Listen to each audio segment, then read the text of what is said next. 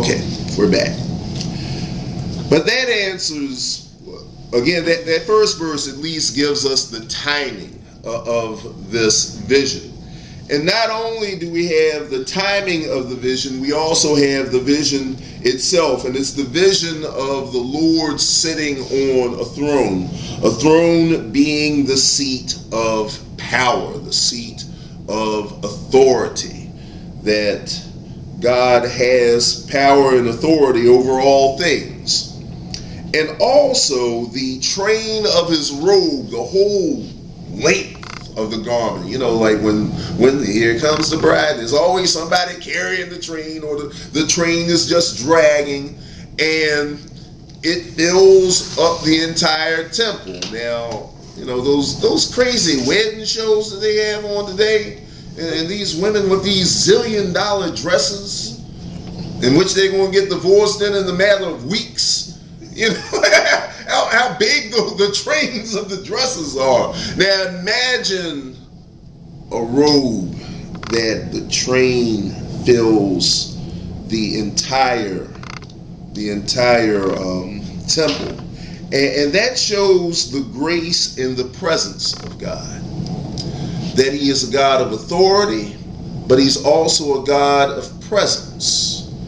That he's not just someone who sits idly in one place, but the whole being is something that cannot be contained in one little area. It fills the entire area. So this is what Isaiah is seeing. Isaiah, first of all, he is in a place of change, a place of transition, a place of wanting some answers. And in the midst of all of this, he sees power and authority. He sees grace and presence. When we seek God, there are times where we see his power, his authority, his grace. Maybe not in such a dramatic form as this vision, but from time to time. You know, when we're about to embark on a new relationship, perhaps a new friendship, a new job, you know, there is that point where we see God in a more powerful sense and in a more fulfilling sense than just being, you know, the God that I always worshiped, I always prayed to all these years. Now all of a sudden it's like, wow, he's real to me right now. And he's real to Isaiah in this time of transition. Not only do we see God here, but we also see a set of creatures, usually called seraphim, and even they have some very unique characteristics. And they're kind of similar to the seraphim that we see in the fourth chapter of Revelation. The difference between what we see here in the seraphim and the seraphim that we see in the book of Revelation is the eyes that are on the beast in Revelation, and also the book of Revelation gives us a greater description of what they look like, and the book of Revelation also gives us a number of seraphim, that there are four of these winged creatures with eyes all over their bodies and wings. And we don't have quite the description, nor do we have the number. No, we don't even have the number. All we know is that they have 2 wings to hide their face.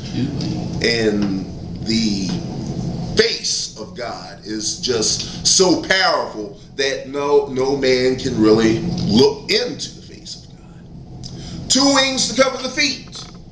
And not only in ancient biblical texts, but also you go to modern day Islamic countries. If you sit and have the bottom of your shoe showing, that is an insult.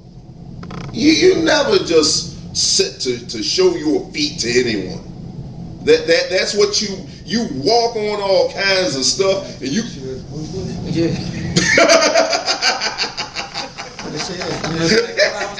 They made that statement about the shoe and their belief. Mm-hmm. Said, you know, that you don't. The only time that shoe is thrown at you is when you show the bottom of your soul. The person was showing the bottom of his soul. But anyway, go ahead, Pastor.